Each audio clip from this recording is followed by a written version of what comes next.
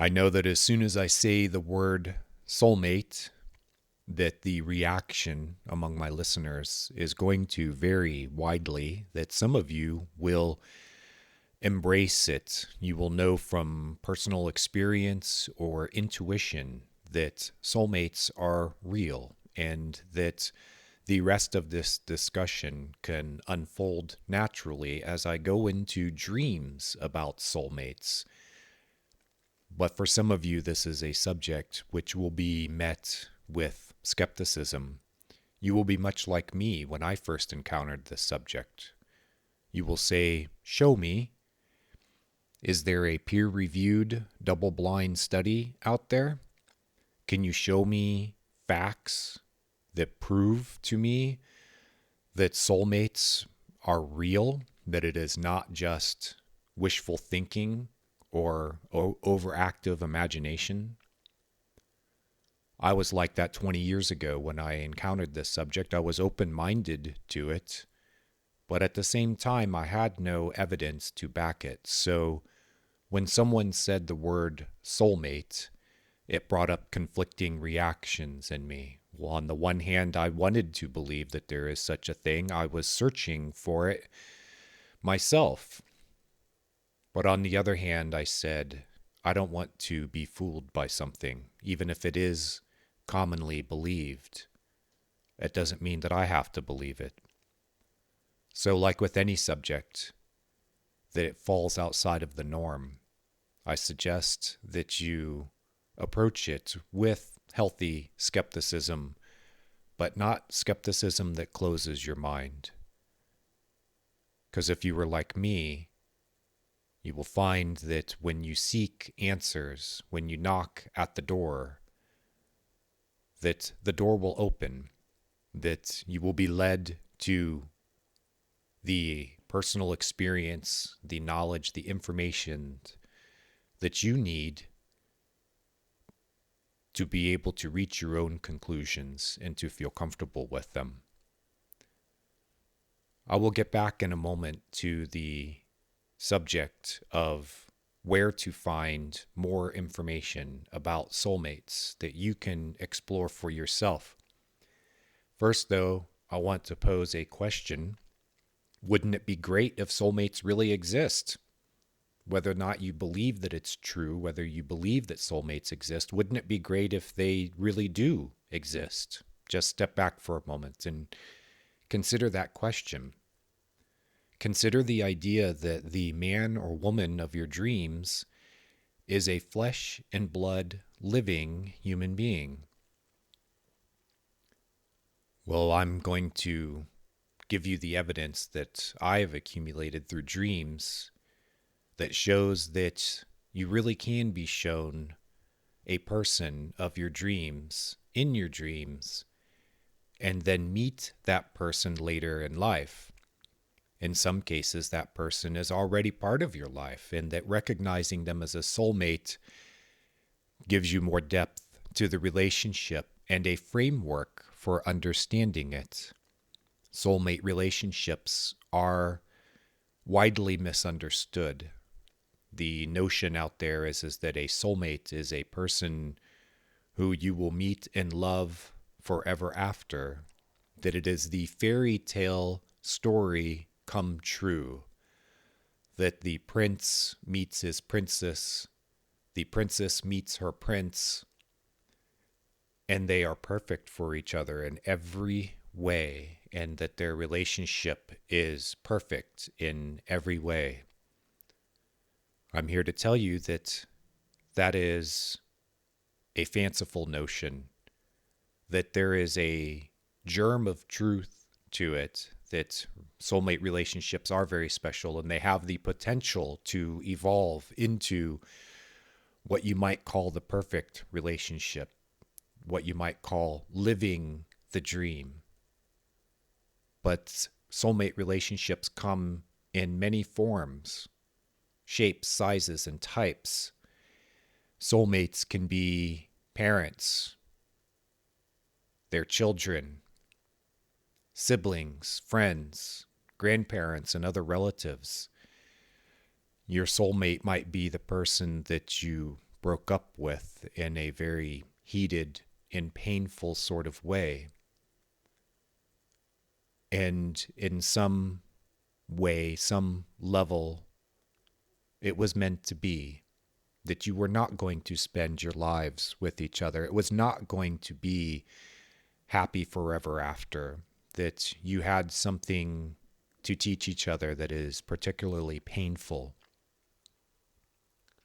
Many soulmate relationships are painful, and in fact, the deepest soulmate relationships sometimes are the most painful relationships. And if you know that a soulmate means not only that you have incarnated together in past lives, but you were together between earthly lives, and that you planned your relationship ahead of time in your next life here on earth in body, that you planned the circumstances, that you knew that there was a very hard lesson that you needed to learn, and that your soulmate is the one who volunteered to help you through it, to teach it to you. Now you have a whole nother dimension that opens up, a whole new understanding of soulmate relationships. Perhaps it bursts the bubble. Soulmate relationships aren't always unicorns and fairies and butterflies. Soulmate relationships are sometimes deep and dark and wet. Sometimes they end tragically. The kind of ending that makes the evening news. But that doesn't have to be. It's just something that happens because, yes, soulmates, relationships, they come in all shapes and sizes, and sometimes soulmates are our most difficult relationships. Even your rivals and enemies can be soulmates. A soulmate is simply someone who comes into this world with you to be part of each other's lives for a brief time or a lifetime. It can be for love and for sharing, for sex, for caring, but most of all, it's for growth and for wholeness. And sometimes we need to be broken before we can be made whole. And that tells you why some of your soulmate relationships can be the most difficult. Soulmates help us grow, and growth is often spurred through adversity. Soulmate relationships can be our most difficult and challenging.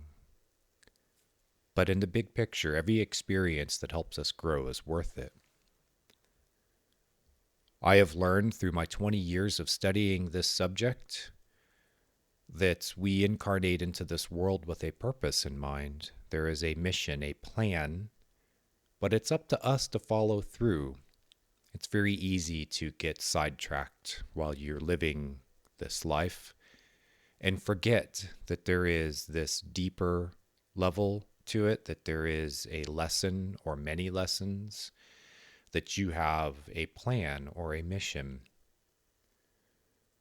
Soulmates reincarnate with us during multiple lifetimes to carry out that plan. We help them, they help us. If you do not know that reincarnation is real, that it has been studied scientifically, and that there are thousands of reports and a massive body of evidence that supports the reality of reincarnation, I suggest that you check out the research of Dr. Jim Tucker. I know Dr. Tucker. I speak with him by email every once in a while because I am the moderator of the Past Lives Forum and the Reincarnation Forum at reddit.com. And I encounter some of these very interesting accounts from people that I pass on to Dr. Tucker so that he can use it in his research. He is a professor at the University of Virginia in an endowed chair. That chair was once occupied by Dr. Ian Stevenson, who was the trailblazer into the scientific study of reincarnation. And through the work of Doctors Tucker and Stevenson, we now have a body of evidence that is massive. And it is convincing. You need to check it out for yourself. Please do. I don't ask any of you to accept anything that I say with blind acceptance. As I said at the opening of this conversation, that I know that when I say the word soulmate, now we can include the word reincarnation with that the reaction to it will vary widely. It will depend upon your frame of reference. It will depend upon whether you are open-minded to the subject, whether you are closed-minded to it, whether you have personal experience with it or not. Find out for yourself.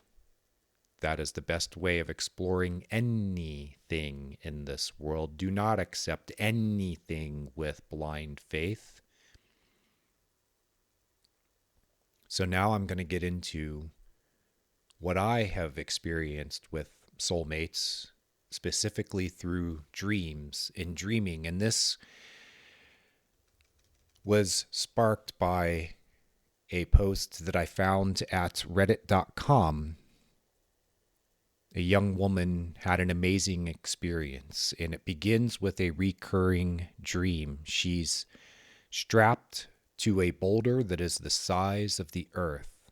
This is a dream. She senses someone strapped to the other side of the boulder. She feels hopeless about ever knowing this person, with a world full of people standing between them. If either of them move out of unison, they both will die. In the second part of the dream, she sees a gate with no fence and a setting that's heavenly. She senses presences there, and they make her accept their power. With their power, she starts to see artwork in her mind's eye. The artwork has very distinct styling. It's beautiful. You can see an example of it at my website, dreams123.net. Use the search box to look for soulmates. Type that term in, and you will be taken to the article that I wrote about soulmates and the many links that I've included there to the stuff that we are discussing here, such as links to Dr. Tucker's website. And I have a picture there that shows the artwork that this young woman saw in her recurring dream. It is very distinct, and it is beautiful.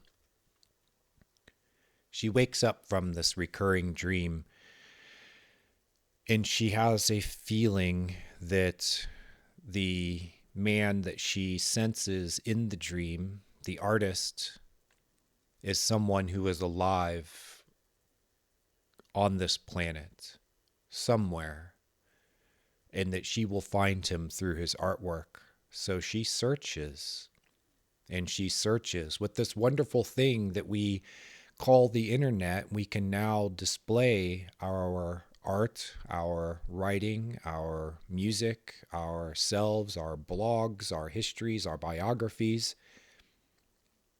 So we are out there, and other people can find us.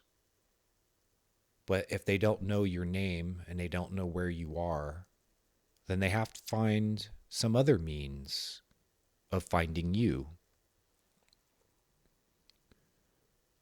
So she searches, and she searches for this artwork. She searches websites that are dedicated to artwork. There's no guarantee that this artist has shared his work online. There's no guarantee that the recurring dreams that she had about this artist and his art are real in the sense of how she's interpreted them. I know as a dream interpreter that dreams can use all kinds of fantastic ways of telling you stories. I have found dreams that featured God and heaven and hell and subjects such as that, and the stories in those dreams are entirely personal. God, for example, can be used by a dream as a way of delivering information that is sure to get your attention. It comes from the mouth of God, but it is not God speaking to you, at least directly. in the dream. God is used as a character in a story, and the purpose is to make sure that you listen, that you pay attention. So this woman who has this recurring dream, she goes about looking for the artist and his artwork with no guarantee that she's going to find him. And it sure looks like she won't find him after she's been searching for weeks. But finally, one day at a website where artists share their work, she finds the picture that she's already seen in her dream. She finds several of them, in fact, and she looks up the artist. And he is the man who is strapped to the other side of the boulder, the earth-sized boulder in her dream. But she doesn't contact him. In fact, she just follows his work and sees as he posts new stuff online. Finally, one day, she works up the courage to contact him. And an amazing thing happens. He says, "I've been waiting for you." He too has this sense of a person being out there somewhere in the world who is trying to reach him, someone who is connected to him through lifetimes, through a very special bond that we call soulmates. He shows her things that he has written about her before he even knew that she was alive and existed in this world. It turns out that on this website where he posted his work, that of all the places in the world where he could have been anywhere in the world, that is the nature of our internet, as people from all over the world can post to the same site. Turns out that he lived 30 miles away from the woman that had the dream about him. That is a remarkable coincidence, if you want to call it coincidence. 30 miles away. I mean, that's within an hour's drive on country roads. Now, I don't know exactly what has transpired between these two. I do know that it sure seems like they had a good beginning with each other, that there was a relationship that was like a seed that was ready to sprout and grow. It is springtime, you have plenty of water and sunshine, and that seed is going to sprout, it's going to grow, it's going to be healthy and strong. That's what you would hope. But there is no guarantee. As I said in the opening, sometimes soulmate relationships are very difficult. Sometimes they can even end tragically. I think also that people want to believe that there are soulmates and that they can easily jump to this conclusion. I find this a lot with people who discuss soulmates. They think, oh, I just met him last night, but we have such a deep connection. He must be a soulmate. Well, I think that is more likely to be a crush or an infatuation. But it does express a hope about finally meeting the person, the one, who will enrich your life, who will bring love into your life, someone that you can share your life with.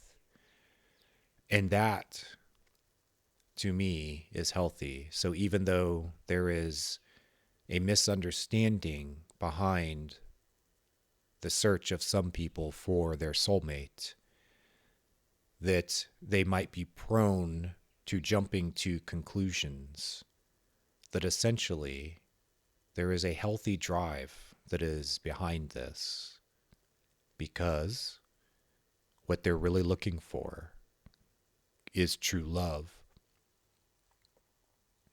Oftentimes, the road to finding your soulmate begins with believing it's possible. My mentor, Larry Pesavento, asked me that question when I was in a deep, dark place in my life, in my love life. I had been through having my heart broken many times. I had been through many disappointments, and I was starting to become jaded. And I was talking to him on the phone about this, and Larry said, Jason, do you think that there is a soulmate out there waiting for you?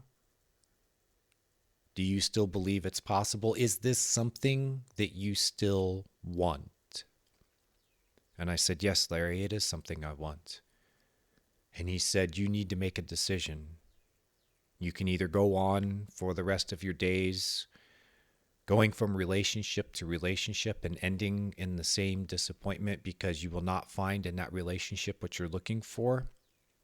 Or you can say to yourself with absolute certainty that you know that your soulmate is out there, or I should say a soulmate, the type of soulmate that I wanted, which was in that romantic sense. And that you desire to have it, to find it, to be it. And it was hard, but I knew the wisdom of what he was telling me. And I said, yes, Larry, I will affirm that. And soon after, I found that the person I was looking for, my romantic soulmate, was already in my life, but I had to change before I could open my eyes and see. These sorts of synchronous experiences are what chiseled away at my skepticism. 20 years ago, when I encountered Brian Weiss's book, Only Love is Real, I was skeptical about the whole ball of wax, soulmates, reincarnation. But Dr. Weiss was a source, the first source that I found that I could be comfortable with, because Dr. Weiss is a psychiatrist, a medically trained scientist who found that his patients were reporting memories of things that were not part of the lives that they're living now. And that there was truth to it. He did not accept it blindly. He looked for other explanations, like a good rationalist, materialist, someone trained in the material sciences. He said, there must be another explanation for this.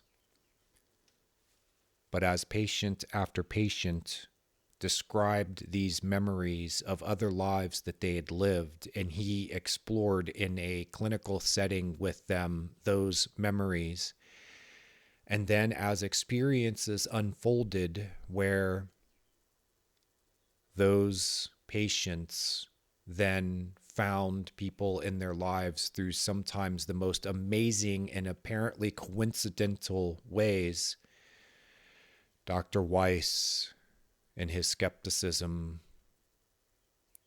changed. And then he wrote the book, Only Love is Real. He wrote Many Lives, Many Masters. Only Love is Real is a remarkable story.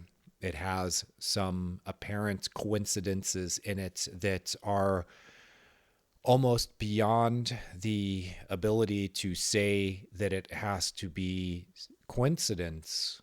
There are some coincidences that are too coincidental. In this case, he had two patients that he was seeing separately who were soulmates from past lives, and that while under light hypnosis, they described memories of those lives that they shared with each other. Dr. Weiss ended up helping them to come together, but it wasn't through his direct actions. Everything he tried to bring them together ended up at a dead end. But the universe said, you've done your part, now let me take it from here. And he put them together on a flight, an airplane flight that encountered some turbulence, and these two people were seated next to each other. And during a particularly tense moment, their hands met. Well, I shouldn't give away the book, should I?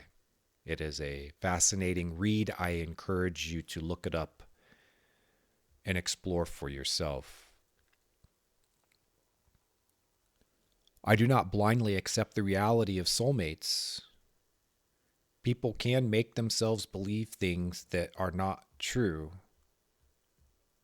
But as I have learned through personal experience, through the experiences of people such as Dr. Weiss, through the research of people such as Ian Stevenson and Jim Tucker, I now know that I am on solid ground as I discuss this subject.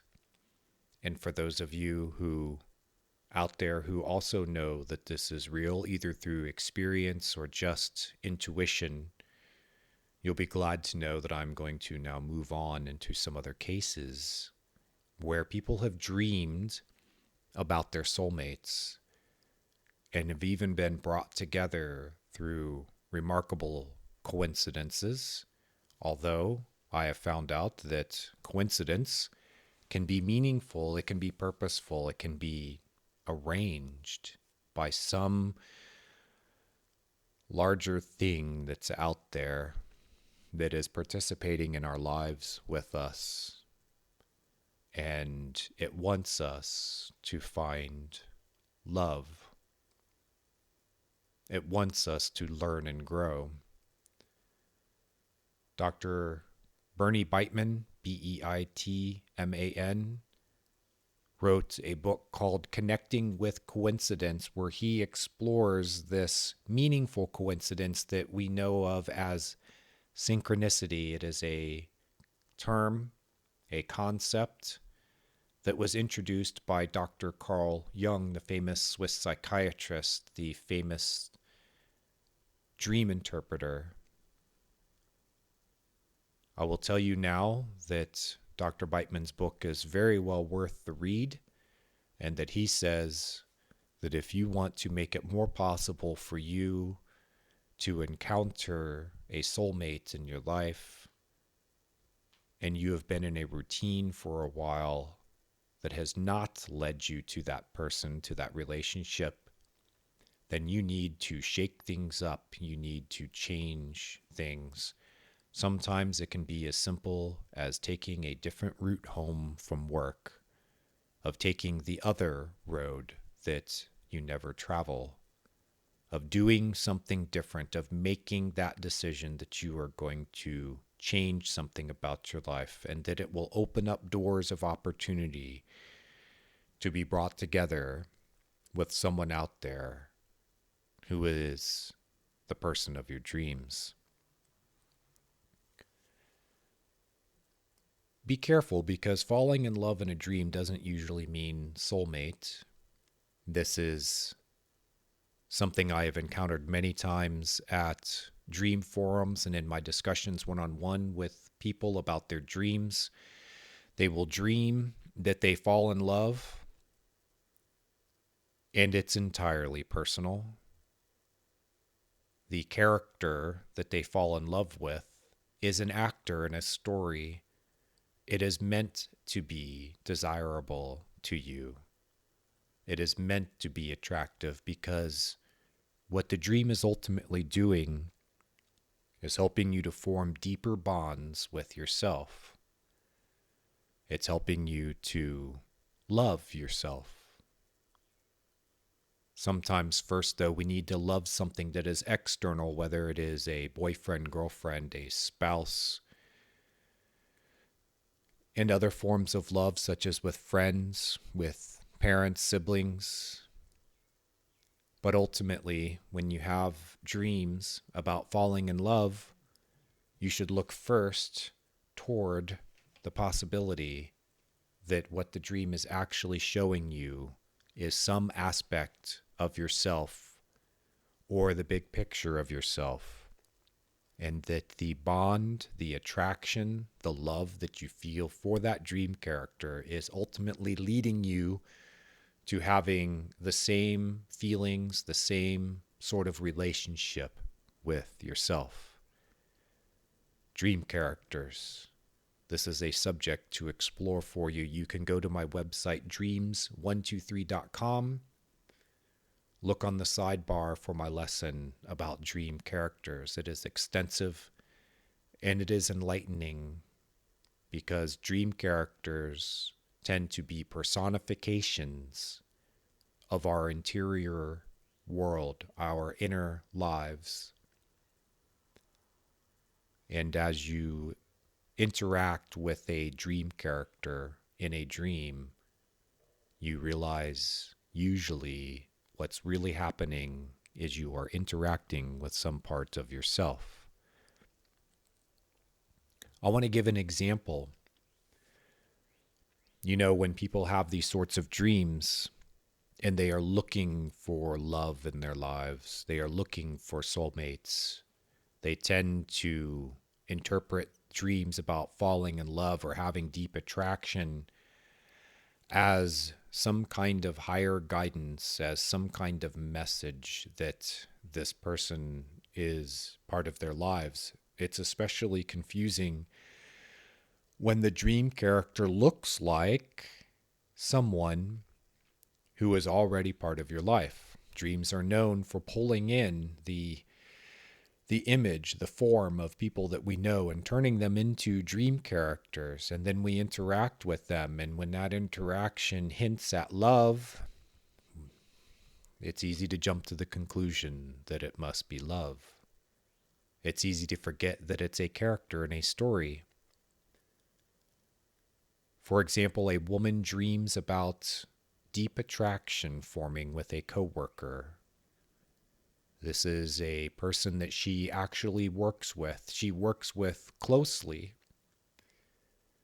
And it causes her issues because she doesn't date coworkers. This is a line that she drew and she sticks to it. What she actually sees in the dream is a way of symbolizing the powerful work chemistry that they have with each other. Work chemistry is shown in the dream as personal chemistry, as love chemistry, but it's simply a way of saying you two are a good team. You work well together. There is a chemistry to you where the sum of what you produce is greater than its parts.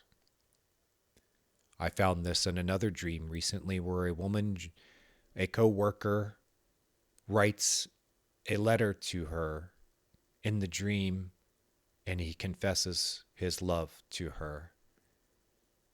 And it turns out what the dream is really about is loving her work, loving her career, loving her work environment, enjoying her coworkers. Love in this dream is really love for what she does. But it's shown in the dream as confessions of love from a coworker. Like most people who have a dream like that, she was quite confused. She thought, is there something here that I am overlooking? Does this person have hidden feelings for me? Am I being led to something or shown something that I need to know? Well, yes, but it's not what she thinks. What she really needs to know is the depth of her feeling about her work. When I first proposed the idea to her that what the dream is really saying is that she loves her work, I asked her first, I said, how do you feel about your work?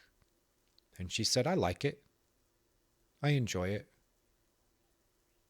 Said, does it go any deeper than that? And she didn't recognize it at the time, but she came back a couple days later and she said, I've been thinking about what you said. And I realize now, yeah, I really do love my work. The dream connects her with that deeper layer of feeling. And now she will be able to take it, to use it, to apply it. She will ride that wave further in her career. She will love her work, and that will translate to more energy and more of herself that she can give to it. You can fall in love with a subject, with an idea, with a creative venture, and dream about it as falling in love with a person. Ultimately, the characters that you fall in love with represent something about yourself that you love. It promotes internal unity and bonding. As we get even deeper into the subject of love and dreams and falling in love with dream characters, we inevitably come back to what Dr. Carl Jung taught about two very fascinating characters in the psyche that tend to appear in dreams as love characters. They are called anima and animus. They are basically the same thing, but they have variations depending upon your gender. If you are a male, then the woman of your dreams is your anima, and if you are female, the man of your dreams is animus. I won't say in all cases that that's what it is, but I do know that these dream characters appear through a lifetime of dreams and dreaming, that your relationship with them will evolve over time, and that the end goal of this relationship with anima or animus is a sort of marriage within the psyche, because anima and animus, what they really represent is the deepest layers of the mind. They represent the unconscious mind, which has a relationship with your conscious mind. It is the you that you see in your dreams. It is basically your ego. The job of the ego is to understand itself as part of a larger system, that it is a small part of a larger mind that is known as the unconscious, and that the ego wants to unite with the unconscious mind. It wants to unite with an anima or animus figure and what it actually represents. It wants to become whole and complete. Another way of viewing anima and animus is that they represent traditional characteristics and traits of the opposite gender that you can assimilate into your conscious personality. The guys out there, they can be more traditionally feminine, or at least in the sense of incorporating traditionally feminine traits into their personalities, such as intuition, cooperation, self-love, regulation of moods. And for the ladies out there, your animus is going to teach you to be more like a man in the sense of incorporating into your personality traditionally male traits such as assertiveness and strong opinion. You really can go deep with this when you consider that when we talk about masculine and feminine, ultimately behind the ways that those genders manifest in our world as personalities, there is actually, it begins with an energy that we know as yin and yang, the feminine principle of receiving and the masculine principle of giving. This was another one of those subjects, like soulmates, that I met with a little bit of skepticism first, because it came from another culture. Yin and yang is quote unquote Taoist. Reincarnation is quote unquote Buddhist or Hindu. And if you grew up in the Midwest, in Ohio, in the 1970s, 80s, 90s, as I did, and that's when your core beliefs were formed, then you'll know that things such as reincarnation and yin and yang and all that stuff, that was pretty foreign to you. It was not accepted by the people around you readily. That the people who did accept it tended to be viewed a little askew, let's just say. It was definitely not part of the mainstream. Let's get back to dreams about soulmates. I have some other examples for you, and I thank you for listening to all of this back discussion about this, because I think that it's important knowing that you might approach this subject differently than I do, or that your neighbor does. And I wanted to give you some of my background and point you towards resources for you to study, so that you know that you don't have to walk into this blindly. But I want to plant the idea in your mind, if you are a skeptic, that your skepticism, at least in this case, if you are closed-minded to that extent, it might simply be denying yourself an experience that could be very enriching and rewarding. And that all you need to do, at least initially, is to open yourself to the possibility. I have found that to be the first step to having experiences that are outside of the norm, personal experiences that change your life, that change your perspective. Let's get back to soulmates and dreams now. At least with the subject of soulmates, one of my main sources is Edgar Cayce, the psychic who had amazing ability to help people to heal, even if he never met them. All he had to do was go into a trance type state and seek them out in his mind, and he could see them. He could see into their bodies, and he could tell them what was going on inside there, and he could even suggest remedies if they needed them. This came from a man with an 8th grade education who knew very little about modern medicine, but when he went into that trance state, he was the greatest doctor that ever lived, at least in the sense of being able to know what was wrong with a person, what was wrong with their health, and to suggest a remedy for it. Mr. Cayce went on to popularize, or at least introduce into popular culture, the idea of reincarnation. He was a pioneer in this sense. He was a maverick. He did not readily accept reincarnation. It went against his strong Christian beliefs. But while he was in a trance state, he found that knowing about the lives that these people who sought his help, the lives they had lived previously, were impacting their lives now, and that there was information that they needed to help them either to heal or to grow, or, as often the case, both.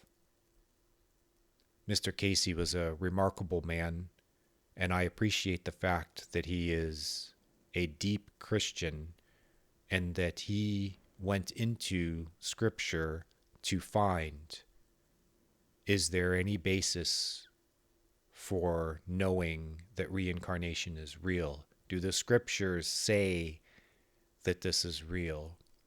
And they do. His Bible, which he read from front to back, for every year he was alive, he read it through once. The Bible supported reincarnation, that there are scriptures in there, especially In the earlier versions of the Bible, before people were able to obscure those scriptures by changing what they really say during translation. In other words, we have translated out many of the passages that support reincarnation. But even if you read, say, the King James Version of the Bible, you will still find scriptures such as when Jesus says that John the Baptist is the reincarnation of the prophet Elijah. Casey had a lot to say about reincarnation, and it was through his teachings that reincarnation entered into popular American culture and by extension into popular culture of the Western world. Outside of the Western world, reincarnation is accepted as fact. Not everywhere, but there are more people in the world who accept reincarnation as fact than there are people who do not accept it as fact. I want to give you a quote now. This is from Mr. Casey. He says, "A soulmate is an ongoing connection with another individual that the soul picks up again in various times and places over lifetimes. We are attracted to another person at a soul level, not because that person is our unique complement, but because by being with that individual, we are somehow provided with an impetus to become whole ourselves." That is not the popular way of imagining a soulmate. That is not what you find on a Hallmark card. That version of a soulmate is a wish. It is not the reality of what a soulmate really is. As Dr. Casey says, Dr. Casey.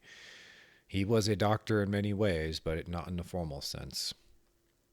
Mr. Casey says a soulmate is an ongoing connection with another individual that the soul picks up again in various times and places over lifetimes. Your dreams are very good at leading you to soulmates, of first introducing you to the reality of it and then leading you to the specifics of it. For me, the reality of it came to me in a dream that I had. I had read Dr. Weiss's book, Only Love is Real, and it sparked my imagination. It opened my mind enough to say, I need to know more about this. And I had a dream that I was in a restaurant next to a man who was morbidly obese. He had a plate of spaghetti in front of him, a huge mound of spaghetti, and he hoovered it down one strand of spaghetti at a time, just sucking it down. And I am revolted by the scene, or at least made very uncomfortable, when a waitress comes up to the table and she addresses me. She's very slow and deliberate in the way that she speaks, and before she's gotten 5 words out of her mouth, I am already growing impatient. And she says, "Yeah, this is what happened last time I tried to tell you about your past lives. You got angry and impatient, and, well, that's the end of the conversation." And in the dream, I remembered that I had seen this person before, this character, that she had tried to tell me about my past lives, and that as soon as the subject came up, it was met with a very strong negative reaction inside of me. That dream is what led me further. It gave me that first personal experience, something that hinted strongly that I was opening up a new door for personal exploration and that it was going to lead me to good places, that I was going to find what I seek. And from there, I continued to explore the subject, but now with a different mindset.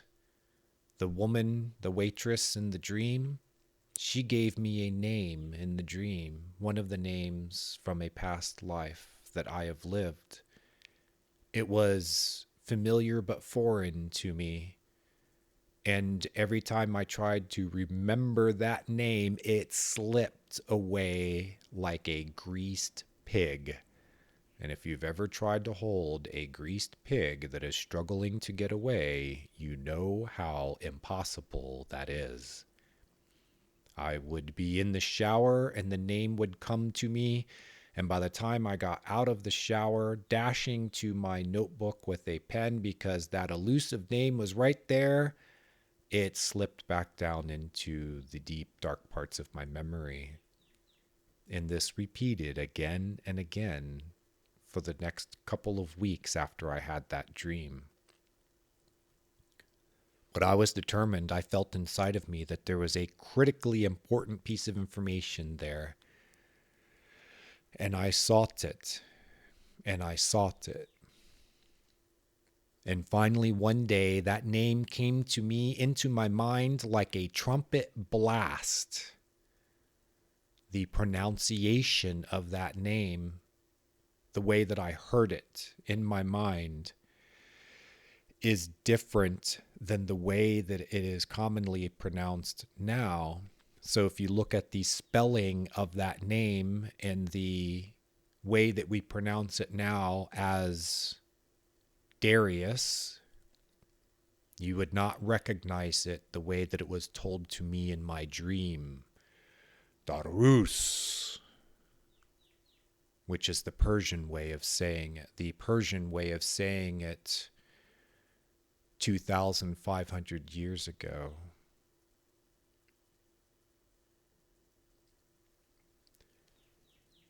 That's what started me on this journey.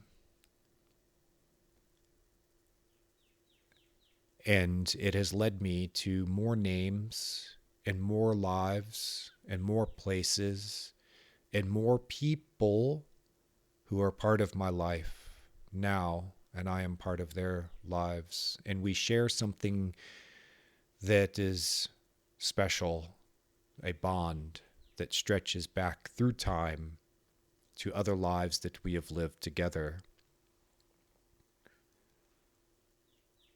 When you consider soulmates, I need you to think of it in terms of plural. We can have many soulmates, and they have various kinds of relationships. In one life, a soulmate could be a parent. In the next life, you are the parent. In the next life, you are siblings. In the next life, you are friends.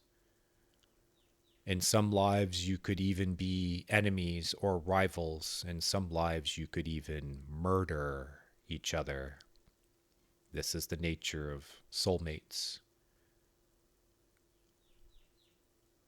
There's a dream that a man had about seeing a beautiful woman singing on stage in a small club. In the dream, he sees himself dressed in a military uniform. At that time, he was not in the military, but a few years later, he did join up, a few years after the dream. And while he was in uniform, he walked into a small nightclub. He sees a beautiful woman on stage singing. She has the same hair, voice, and presence as the woman that he remembered from his dreams.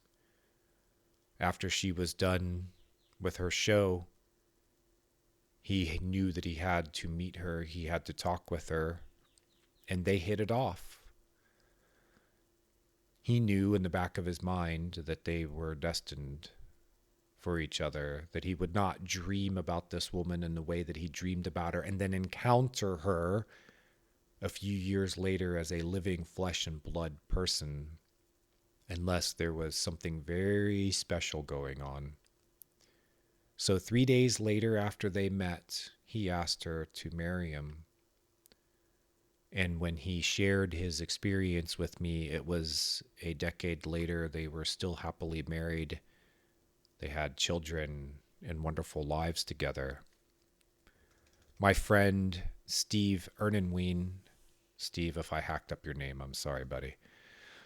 My good friend Steve, who is the creator of the Activated Human Lighthouse system of self-exploration through lucid dreaming, told me that a spirit guide informed him twice while lucid dreaming that he would soon meet his wife Erica.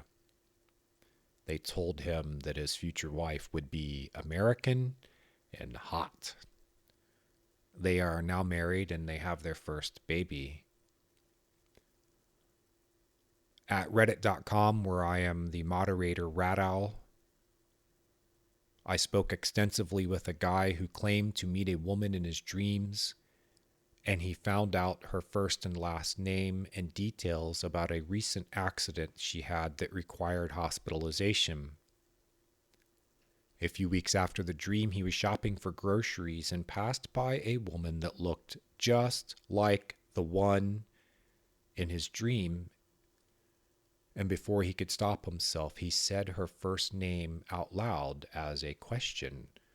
Let's say her name is Julia. So he walks past random woman in grocery store, recognizes her from his dream, and says, Julia? She turns, looks at him kind of funny, and says, do I know you? So then he said her last name, the name that was given to him in his dream, and it was correct. So he quickly played it off and said, oh, we must have met somewhere. So after that, they got together for coffee and conversation, and they found many things in common with each other. He kept to himself how he really knew her, like you say, oh, we met in a dream, or I know you because I saw you first in a dream, and what's going to be the reaction? Like, yeah, sure, we met in a dream, stalker. But, they got to know each other well enough, and he eventually felt comfortable to tell her the truth. And to his great surprise, she was fully accepting of this, that he had met her first in a dream, that he knew her first and last name because of the dream. And they ended up becoming very good friends. And that's the last I know. I followed up with him a few months later, and he said, well, we're still just friends, and I don't feel any need to go any further than that. Because most people think that soulmates are only about romantic love, but there are many ways, many forms of love. There are many types of relationships that we can have that are deeply soulful and loving. And that includes with people who are our friends. One other detail that he was shown in the dream about the accident that she had that required hospitalization, when he told her that this was something that the dream told him, she lifted up her shirt and showed him the scars on her back from an accident that she'd had that required hospitalization. Some coincidences are too coincidental to be coincidence. They are synchronicity. In this case, he had a detail from the dream, not only her first and last name, but something that had happened to her that she was able to confirm to him had really happened.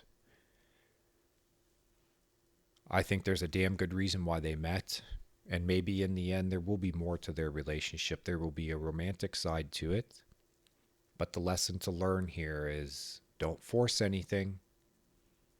Allow the relationship to just be what it is when you meet a soulmate. Just allow things to unfold naturally, and don't come at it with any preconceptions or expectations. When you dig into this subject, you might be surprised by how often you hear people hear their accounts of first meeting in dreams, then meeting in waking life. I have found this with pregnant mothers.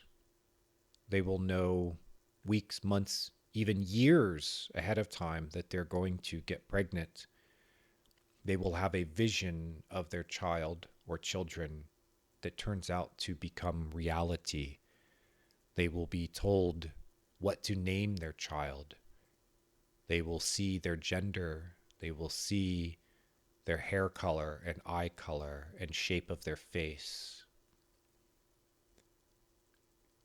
Now, I do know that deep in the mind is a very powerful creative force, and that just because you dream about the details of a child that you're going to have does not automatically mean that it is coming from some cosmic force out there of creation. But now that I know that reincarnation is real and that we have existences between lives where we interact and plan our next lives in body with people who are important to us and have been important over time, I know that it is entirely possible that you can see in a dream someone who is going to be your child. It is going to be a soulmate who has decided to live with you again and to have a very deep and special relationship. It's not the easiest subject to bring up, though, because if you do not have personal experience with it, if you do not know the evidence that has been collected that supports it, then you are going out on a limb. And whenever you go out on a limb, that limb can break. You can bring this up in conversation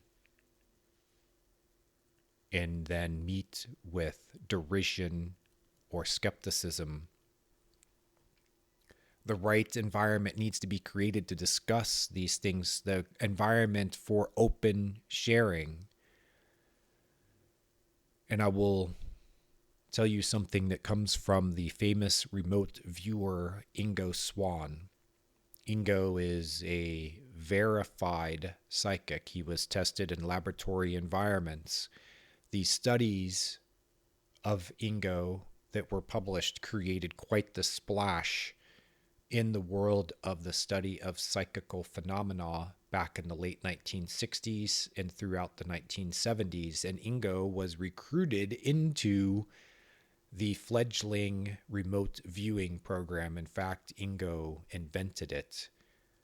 And for the next 20 years, it was funded by the military and intelligence agencies because Ingo discovered that he could send his mind's eye anywhere that it was directed to, and that he could gain any information that he wanted, even the most top secret and hidden sorts of information. Ingo said that non-material phenomena can't be studied with the scientific method because the scientific method is meant to study material science. He said that we need a different approach to non-material science. Yet the guardians of scientific orthodoxy say that there is no such thing as non-material science, and they dismiss an entire spectrum of human experience with a haughty wave of their hand. We know that 95% or so of our universe is made of stuff that we cannot detect or measure.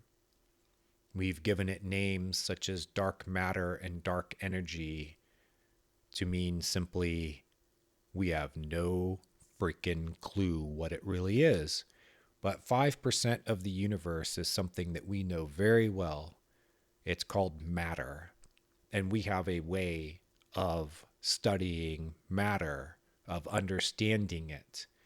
It's called the scientific method, and it is very useful for studying 5% of the world, of the universe that we actually know. I'll throw this out there because I think it's very important for us to find a new way of studying phenomena that is non-material. I think that when we hear phrases such as love of your life and destiny and soulmates in popular culture, that it's easy to dismiss as wishful thinking, but there is a deeper truth hinted at, alluded to in the movie In a Dream. A woman is going about her life looking for the man to make it better, to make it complete. She sees this man, hints of him in a dream or in her dreams, but she doesn't know that he's already part of her life. And I won't give away the movie. It's a short movie. It's by Adina Keshanti. And Adina, I'm so sorry if I hacked up your name. I've met Adina. We were on stage together at a film festival here in Tucson. She invited me to be part of this wonderful event where she was able to present her movie, and I was able to present to the audience my experience with dreams that come true and that you really can meet the love of your life in your dreams. And of course, I said that there are other possibilities for such dreams, but that it is healthy and wise to at least remain open-minded. In her movie, In a Dream, it taps into an artery of common human experience that we do not know enough about to tell the difference between wishful thinking and reality. I will say that I rely on the accuracy and honesty of people who report experiences like the ones that I have described. So proving that it's real is not like proving that gravity is real. But I think that a point comes when the preponderance of evidence weighs heavily on the, yeah, it's real side. And that individual accounts in this big picture do not matter as much as the big picture, as the collected work. So for those of you who are still skeptical, please remain skeptical. I think that's the right mindset to approach any subject, but keep an open mind. If you want a soulmate, you might already have one or more in your life and just need to recognize the deep bonds that connect you. I have found this to be a precursor to the romantic sorts of soulmate relationships. You recognize it first in your friendships, in your relationships with relatives. It's not to say that all of your friends or all of your relatives are connected to you by past lives. It is not to say that they are all soulmates, but some of them are. And when you recognize that deep bond and you learn to use that information to deepen your relationships with those people, there is a certain magic that comes into play that will then open doors for the love of your life, the person of your dreams to come into your life, or even for you to take the blindfold off and realize that you already have that relationship in your life. That's how it happened for me. That's how it can happen for you too. Thank you for sticking with me through this. It is a subject that I have gone into great depth with that is very close to my heart. I hope that I have given you the information that you need to be able to proceed forward from here, from this point. You can go off on your own and discover that soulmates are real, that reincarnation is real. But with everything else in life, you have a choice what you accept as part of your reality or what you don't. It is always your choice. I am J.M. DeBoard. I wrote the book, The Dream Interpretation Dictionary, Symbols, Signs, and Meanings. It has an entry for soulmates. It has many other entries that you perhaps would not find in other dream dictionaries. I decided that I was going to turn the whole notion of a dream dictionary onto its ear, and I was going to use the popular dream dictionary format as a vehicle for teaching dream interpretation. And I think that I was successful at it. You can find the book at various retailers, Amazon, of course, but many other places too. I also wrote the book Dreams 123, Remember, Interpret, and Live Your Dreams. It is a much smaller book than the Dream Interpretation Dictionary, and it is an introduction to the 3 steps of dream work. Remember your dreams, interpret them, and then do something with the information. Make your dreams come true. Live your dreams. These are not just cliched marketing phrases. It's not just used by Disney or Princess Cruise Line to get you to use their products and services. There is a deep truth to them. You really can make your dreams come true. And the place where you need to start is in your dreams. If you really want to go further with this, of course, you have my books, but I also offer online my teachings. Many of them are free and available. Dreams123.com is my entire D3 interpretation of, or system of dream interpretation spelled out. There's an entire course book worth of material there. You will have to dig into it and do a lot of reading, but it is well worth it. Or you can go to dreamschool.net. As of April 2018, this is still coming, but it's very close to being reality. I have created online courses for dream interpretation and analysis that I think will revolutionize, to a certain extent, the interpretation of dreams so that anybody can do it. You do not need a psychiatrist or a guru to teach you what your dreams mean. You are the best interpreter of your dreams. In fact, you already know what they mean, because subconsciously you create your dreams. And once you understand that fact and the reasons why, the purpose behind it, the many purposes behind it, you will look at your dreams in a whole new light. So I encourage you to explore. You can go to my blog site, dreams123.net, which has evolved over time into a teaching site, and you can find out more information there. Lots of knowledge that I share there. I thank you for joining me. I am J.M. DeBoard. I am Rat Owl. See you next time.